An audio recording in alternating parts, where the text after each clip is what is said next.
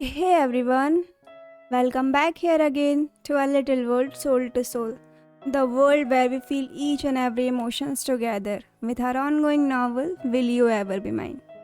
तो आइए शुरू करते हैं आज का पार्ट। कुछ लोग ये कहते हैं कि सभी लोग अच्छे नहीं होते, वहीं कुछ लोग ये भी कहते हैं कि सभी लोग बुरे नहीं होते। बस कौन कैसा है ये हमें पता नहीं चलता, और लगभग तब तक नहीं पता चलता जब तक हम पर कोई मुश्किल ना आ जाए या हम किसी परेशानी में ना फंस जाएं। क्योंकि सब एक दूसरे के सामने एक मुखौटा ओढ़े हुए होते हैं, झूठ का मुखौटा, दिखावे का मुखौटा, जो दिखता किसी को नहीं है पर होता वही है। और यही दुनिया की सच्चाई है। प्रॉब्लम्स के आते ही सब अपना असली चेहरा दिखाने लगते हैं, और तब हमें पता चलता है कौन हमारे लिए कितना अच्छा था और कितना बुरा, कौन हमारे साथ था और कौन हमारे अगेंस्ट। ऐसा ही कुछ हाल राज का भी था, ऐसा ही कुछ उसके साथ भी हो रहा था। जब तक अंकल साथ थे सब उसके साथ थे, सब उसकी हाँ में हाँ मिलाते थे, सब उसको सपोर्ट करते थे। और आज देखो हवा का रुख क्या बदला, सब उसके अगेंस्ट हो गए। सबने अपना असली चेहरा दिखा दिया।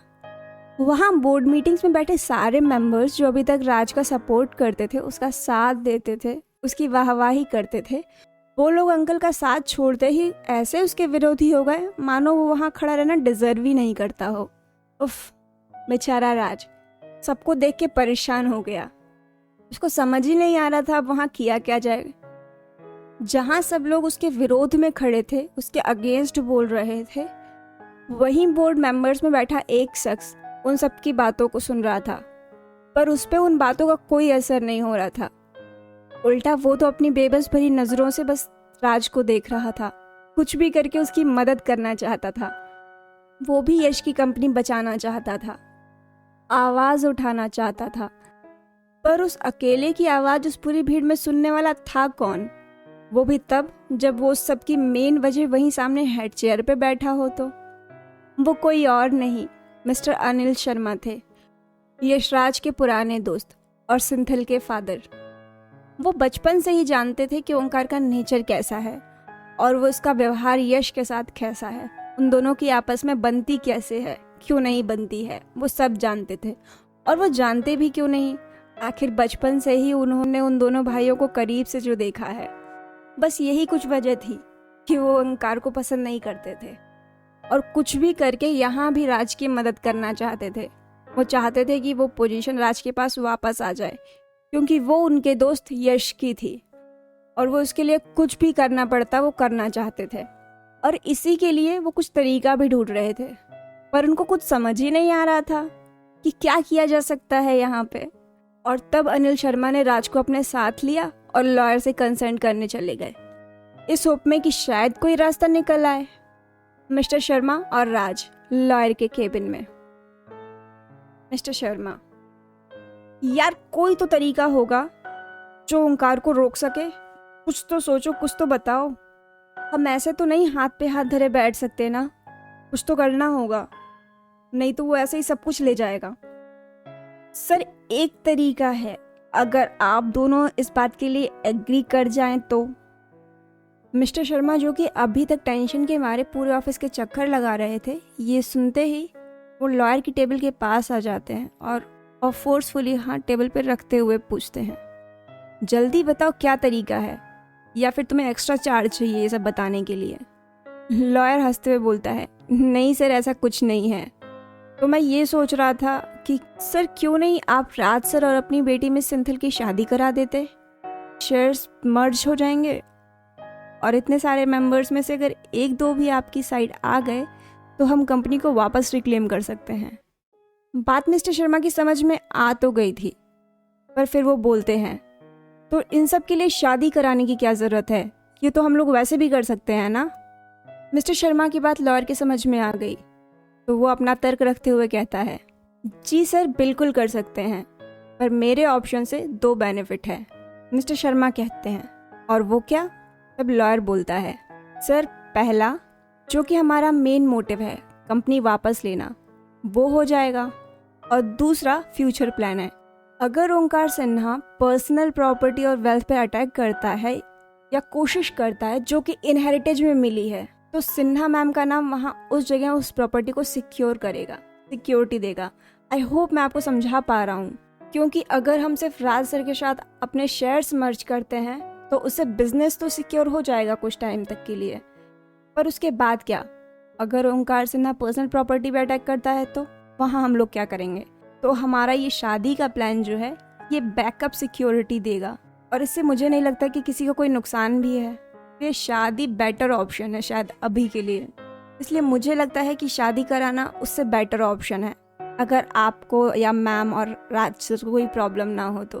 बाकी आप लोगों की मर्जी, आप जैसा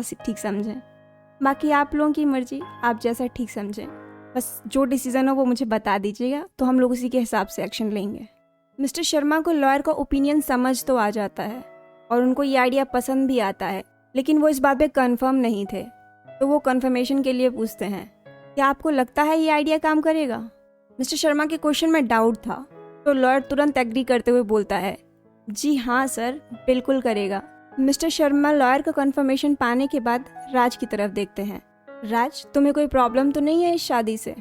राज, जो अभी तक मिस्टर शर्मा और लॉयर की सारी बातें ध्यान से सुन रहा था, वो मिस्टर शर्मा को अपनी तरफ क्वेश्चन करता हुआ देख के तुरंत बोलता है, नहीं अंकल, मुझे कोई प्रॉब्लम नहीं है, बस कुछ भी करके उस ओंकार को उस शेयर से हटाना है जो कि आदि भाई की है, और इसके लिए मुझे जो करना पड़ेगा मैं सब करूँगा।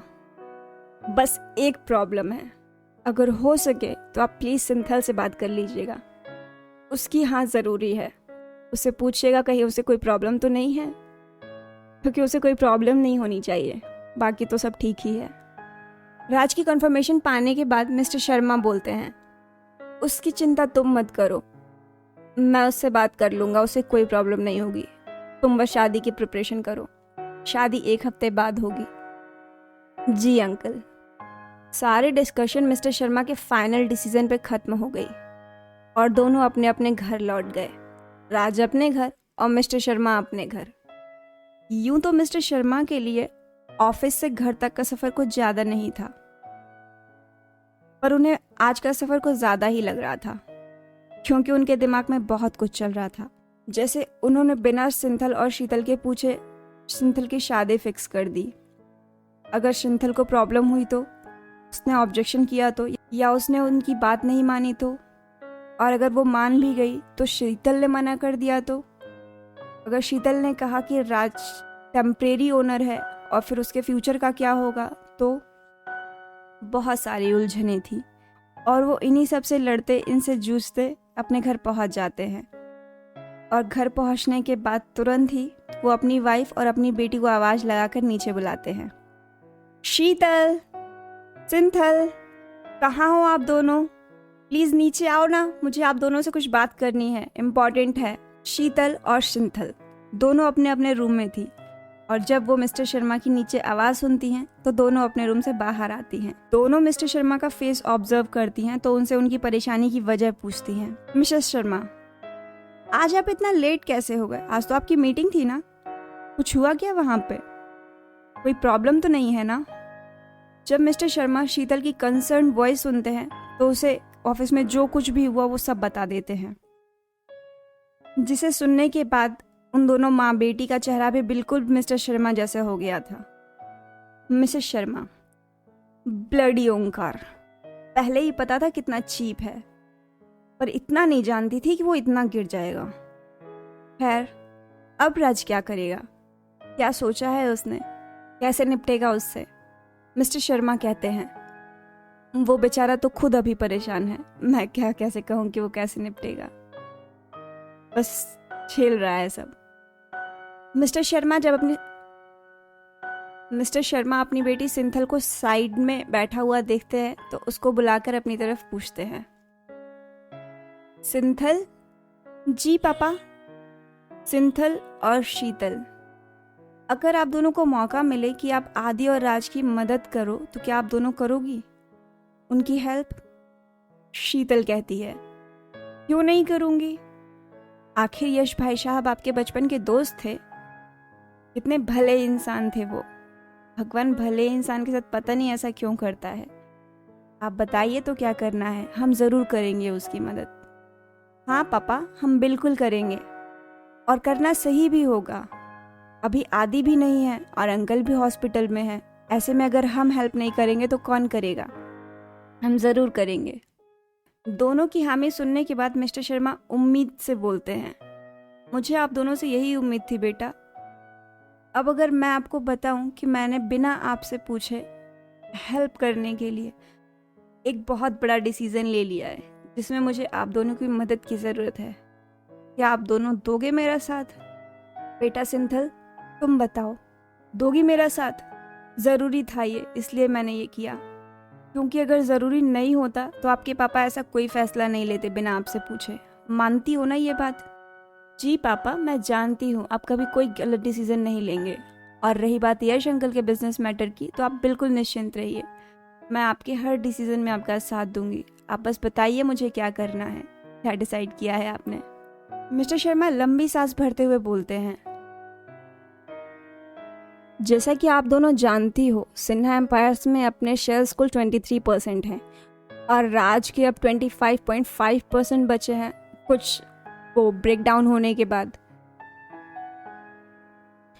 तो अभी वो नीचे हो गया है क्योंकि ओंकार ने क्या किया है कि अपने शेयर्स के साथ कुछ और मेंबर्स के शेयर्स मर्ज कर लिए हैं।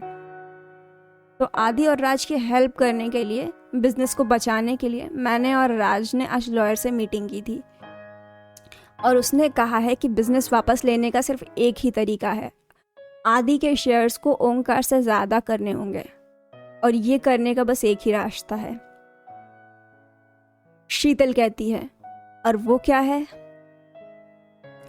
अनिल ने फिर एक गहरी सांस लेते हुए और फिर सिंथल की तरफ देखते हुए बोला, बेटा तुम्हें और राज को शादी करनी होगी, प्लीज मना मत करना। अनिल के मुंह से ये बात क्या निकली थी कि वहां एक गहरे सन्नाटे ने जगह बना ली थी। तब खामोश हो गए थे और अगर कोई सबसे ज्यादा खामोश हुआ था तो वो थी सिंथल। सिंथल 2 मिनट के लिए शांत हो गई थी और वो भी इतनी शांत हो गई थी, कोई चाहे तो उसके दिल की धड़कन सुन ले, उसकी तेज सांसों की आवाज़ सुन ले, उसके पलक झपकने की आवाज़ सुन ले। एकदम ब्लैंक हो गया था उसका माइंड उस टाइम। उसके बाद काफ़ी लंबी बात चली माँ पापा के बीच। पापा ने क्या बोला, माँ ने क्या आंसर दिया, पापा ने क्या सुना, क्या हुआ, उसको कुछ नहीं पता।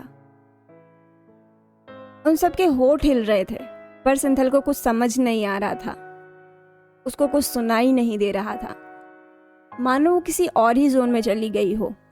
और उसके बाद क्या हुआ कुछ नहीं पता। वो अपने रूम में कैसे पहुंची वहां से उसको नहीं पता। बस जब शाम को उसकी आंख खुली तो वो अपने बेड पे थी, सीलिंग को देख रही थी और एक बार फिर वो अपने ही ख्यालों के किन्हीं पन्नों के बीच गुम हो गई थी। तो आज का पार्ट यहीं तक रखते हैं। आपको क्या लगता है सिंथल क्या करेगी अब आगे?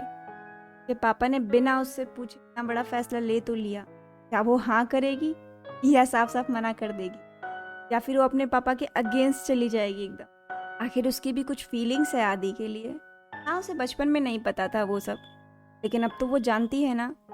क्या लगता है आपको, क्या करेगी सिंथल? अपने व्यूज़ कमेंट सेक्शन में ज़रूर दीजिएगा। तो मिलते हैं नेक्स्ट पार्ट में, तब तक के लिए बाय बाय।